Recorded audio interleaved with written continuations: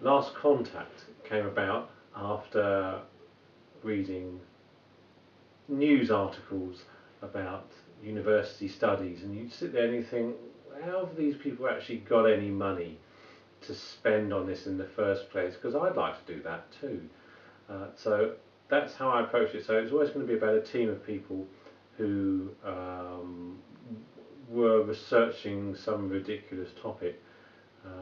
The nature literally of Last Contact being novel ways to communicate with aliens. And then I thought, well, why on earth would a team of people want to look into that sort of thing? And I thought, well, mainly because they don't want to do anything else.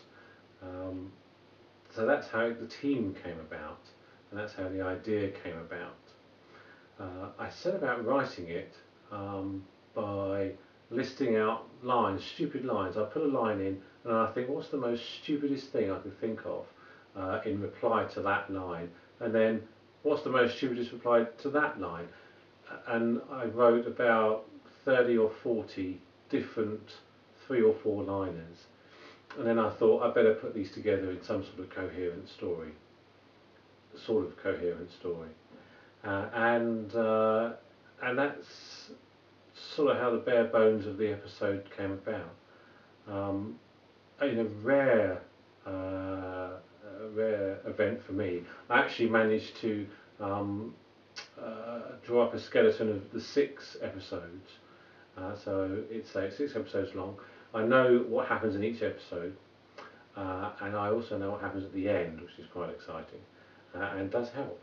So what you'll find is, certainly in this pilot episode, there are things in there which are almost throwaway, but when they come to the end actually aren't throwaway at all. Things are actually happening. So that has been quite good fun as well. Quite good not just to plan like you would in a play just for the 90 minutes or however long, but actually to think what's going to happen in episode 2, 3, 4, 5 and 6. And so there's that sort of things built in it. Obviously there's other things going to be revealed as well. I don't think there's going to be as much character progression as you get in maybe a more serious and planned out serial, but people change, there's secrets there, and they'll bubble to the surface, which would be quite good fun to have as well. Why fund it this way? Why are you watching me at the moment? It's been really good and very empowering recently, over the last year or so, I guess, to see the growth of the crowdfunding sites and to understand why these things have happened. And for someone who writes and produces material, it's just such an enabler to be able to come onto a site like this, offer genuine perks that I know you're going to like, and in return, obviously, your donation makes the whole thing happen. Without you donating the money, it really doesn't happen. The impetus to actually move forward and want to get the thing made. Partly you are doing that for us just by the site being here and you reading it. But then, obviously, when you donate money towards it, it then starts letting us shape the project and hire equipment, really plan things out to the best of our ability, seeing what money comes in, where we can apportion it, how best we can spend that money. Wow, you've got loads of perks for this one. Starting off from the mention on the website. Again, the other thing, everyone who donates will get into the prize draw. I wanted someone who even donated a small amount to have some sort of excitement to it. So everyone who donates goes into the draw for my script, my shooting script, with all the problems and all the changes and everything else that will have on it. So that's why I did that. I wanted everybody to have a chance to win something special. Obviously, everyone who donates also gets a mention on the website and their web link and things like that. And obviously, as you'll find with other projects, those perks go up and up as the donations get higher and higher. The most exciting one to me, I really wanted to show other people that there's a lot of talent out there, and a lot of talent which goes unnoticed. I've worked with a lot of good actors, man and female, and really you think, my word, these people are so good at what they do. And I just want to give everyone that sort of chance. I know there's lots of people out there who can do that. So that's why we have this idea of having a 2 or 3 minute short film or sketch based on the series, which is going to be produced at the same time as the show is.